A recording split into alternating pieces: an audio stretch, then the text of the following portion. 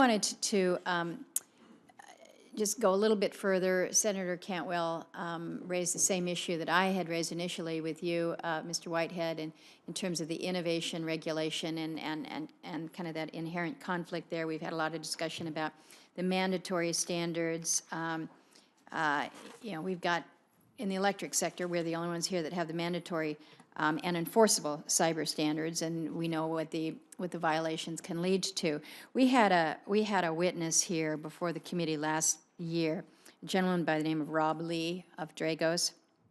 He was a hands-on cyber expert, and he suggested to us that utilities are perhaps overly focused on the legal aspects of compliance, and that sometimes these mandatory standards that NERC would have, you basically got to check the box to make sure that you're meeting all of this, that what this did instead was focus on compliance rather than the creativity, the innovation that we need in order to avoid fines.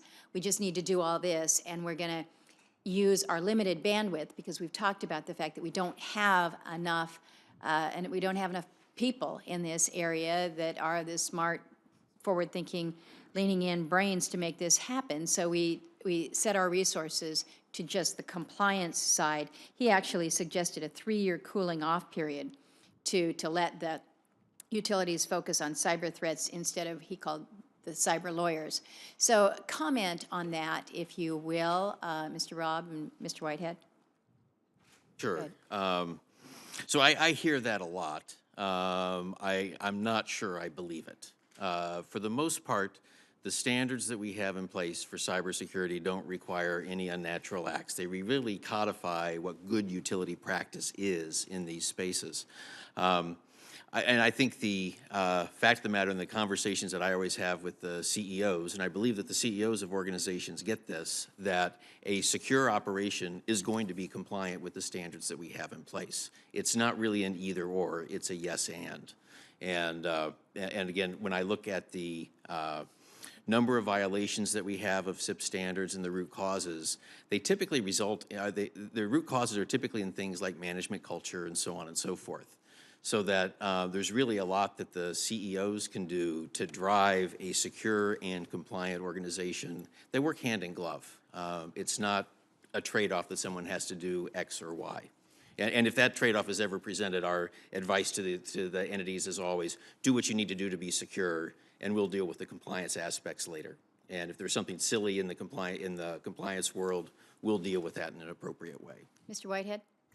Yeah, I'll have a little fun with Mr. Robb for just a second. I think you can, it's okay. I think you can be compliant, but not necessarily secure, right? People can check all the boxes, and you could still have a challenge or an issue. So you always have to be careful. I think that's what, I know Robb pretty well, Robb Lee. I think that's what he was really alluding to, is that what you want to make sure is that you're not stifling creativity or taking the responsibility out of somebody really thinking about what they're doing, right?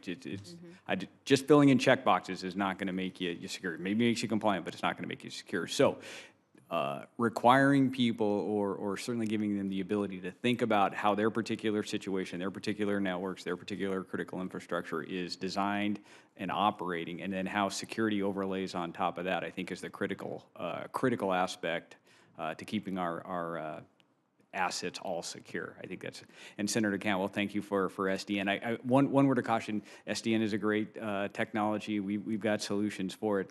What I like the idea of is that, hey, the government saying, this is a great technology, Mr. Utility, you should look at this. What I would hate, though, is say, Mr. Utility, you have to deploy this technology, because I've got 800 engineers back in Pullman coming up with the next greatest thing, and I would hate to say, you know what, everybody has to focus on SDN when we've just come up with a great new solution for protecting our critical infrastructure.